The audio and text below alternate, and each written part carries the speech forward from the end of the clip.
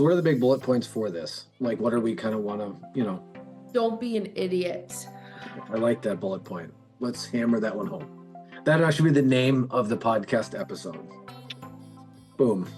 End of episode, done. Yeah. Welcome to the Pull Up a Chair show. I'm Dr. Christy Wick. And I'm Dr. Jake Grenacher. And we are here to let you in on our in-depth conversations on chiropractic practice, personal development, leadership, and business excellence. If you are needing inspiration, motivation, clarity, or permission in any of these areas of your life, we're glad you're here. Pull up a chair. All right, everybody. Hey there. So there's definitely going to be some of the episodes that we record that are going to be super quick hitters and just kind of, Jake and I have this thing that we talk about throat punching. Oh. It's going to be a throat puncher. But it is because we are both really passionate about this right now. And again, we're recording this January 2025. If you're listening close to the time we put it up, which I hope you are, it's time for you to think about this. And really, the concept we want to share with you today is a lot of times many people feel like they're stuck, that quote unquote, nothing is working anymore, or things that were working before just aren't working anymore. And I'm just racking my brain and I'm, beating my head against the wall, trying to figure out stuff. And oftentimes in my world, that is a good indicator that you need to take a little rest or a break from some of the strategies that you've used in the past. But to completely abandon them and to feel like you are never going to go back to them again is honestly a lie that you are telling yourself. You kind of just work yourself up and you get into this anxiety place and you just end up saying to yourself, I don't know how to break past this to the next level. But guess what? You already have broken past all the other levels before. You are strong enough to figure it out if you are willing to not give up and you're willing to just look at it as a time for a pause, a time for a break, but not a time to give up on the things that got you from wherever you were to wherever you are now. 100%. And I think the idea with these strategies or these things that we do, what happens is that we don't keep them fresh, so they get stale. And then instead of adding a fresh coat of paint, which you should, keeping it fresh, keeping it different, it's stale too long and then it gets thrown out like stale bread, right? And then you're like, oh, we don't have any things to do. But the truth of the matter, and this is where Christy and I talked about this throat punch, because we were talking about this beauty of this show, right? We're just talking about this. This is fresh. And we were getting kind of passionate about it, is because throughout time, whether it's marketing, advertising, getting your message out, doing whatever you need to do, there's not a lot of ways to do it. You're either doing it actively, face-to-face, meeting someone, on the phone with them, whatever, sending a telegram, whatever, over the years, what's happened, or it's passive. Now it's the social media game. It's the, whatever game. It used to be the radio, TV, not that that's not maybe relevant some anymore. It used to be the yellow pages, if you're old enough listening to this to know what that even was. The idea is that passive stuff have always been there. The active stuff has always been there. And we've had this conversation, right? Like live events aren't working the same way.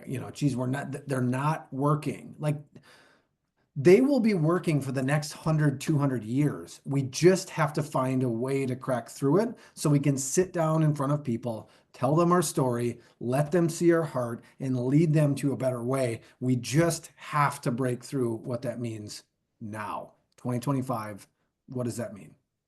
If you're looking to grow your practice quickly and grow past a stuck point, past a plateau, there's going to be active marketing involved. There's going to be in-person things involved. Passive marketing in chiropractic is amazing. Word of mouth, referrals, just you having a reputation because you've been in practice for X number of years. That's always going to be the basic lifeblood of your practice.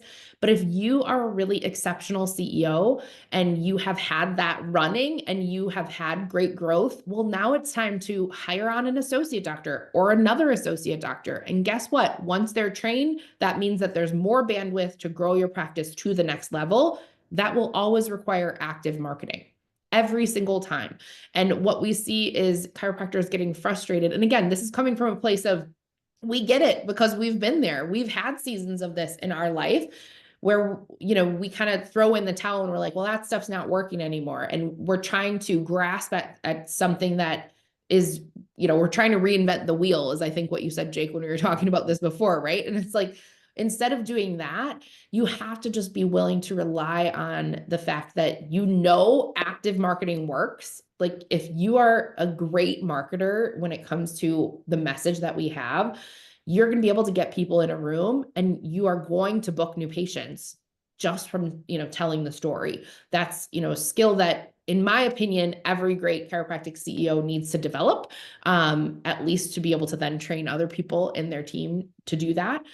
And so you really can't decide that you're just not going to do that anymore, because that is the only way to grow quickly. You certainly can grow on passive strategies alone, but you're probably always going to be frustrated with the speed. Yeah, 100%. And again, this is something where I think the quote was like, you teach the best from the places of your own scar tissue, right? So we're not like here saying that we've always done it right or whatever. I very recently have been in a poor period of this, right? To where you're like, geez, our passive stuff isn't working anymore. Like, why isn't this working? Because we're not active. We're not in the face of people who need to hear our message and our story. So I'm not telling you from a mountaintop that this is the way to do it. I'm telling you from the trench of being in it with you. Like, if you're at a period where you need to grow and you need the more new ones and you need some more lifeblood in your practice, whatever, you're just going to have to realize that active marketing is what it's going to take. You have to be out there. You have to be doing new things. You have to be in front of people. You have to be doing those things, whether it be not that you can't use a social media platform, not that you can't use some of these platforms, but it needs to be active. You need to be out there doing it to attract people in to what you have to offer. So I hope the biggest message you heard from this is just permission. Like, it's okay to take a break. Just don't let the break define your ongoing growth strategy. The pause is so healthy for you. It is, especially if you're an introvert. I'm an introvert. If I had to do the amount of active marketing that I've done years past to really grow my practice quickly, if I had to do that every single year for the rest of my life, like, that'd be a recipe for disaster for me. And so instead, I just have to categorize it as, okay, it's time to take a pause, let the passive stuff run, let my energy kind of, let that tank refill, so that now I have some bandwidth to look at things from a fresh perspective, to come with new ideas, to get back to things that I was, really passionate about, but maybe I got a little burnt out with, and put a new coat of paint on it, and away I go for another period of time. That is really a much more sustainable strategy than feeling like you have to do it all the time, just getting frustrated and then, getting to the point where you just stop and do nothing. So how are you making sure that you have the right kind of yin and yang percentage of that active and passive? And how are you making sure that you're delegating the things that are draining you? You're giving yourself and your team permission to pause and reconfigure and pivot. But you're still coming back to what needs to happen, which is sharing the message face to face, however that looks like for you. That is truly the recipe for speed and growth in practice. And we hope you pick it up and that 2025 is your year. We'll be here rooting you on. And just know too that this is something that's going to continue for you. It doesn't, like, you don't get to a point where you don't need to do it anymore, right? And I think sometimes understanding that or knowing that is like half the battle. It's like, oh, have I done something wrong? I've been in practice for 15 years and I still feel like I need to actively market. Well, congratulations, you have a business, right? It's going to always be that way. And sometimes understanding that is part of the thing that just takes the weight off your shoulders, right? Again, I love what Christy says, and she says this with our clients all the time, is the pause is healthy. It doesn't mean you have to have the foot on the gas forever. That's going to lead to frustration and burnout and whatever. But to know that you don't reach a point in practice or your excellence that you can stop doing it. No, it's always going to be there. Just know that there's seasons for it. And like Christy said, we are here for you, whatever season that is, and hopefully can help you along the way. Have a great one, everybody. See ya. Thanks for tuning in to the Pull Up a Chair Show. Whether you're watching on YouTube or listening to the show on your favorite platform, make sure you hit subscribe so you never miss an episode. If you found value in today's episode, please share it with a colleague. We would be honored. To connect with us, you can find us on IG at The Pursuit Kairos, or you can email us at connect@thepursuitkairos.com.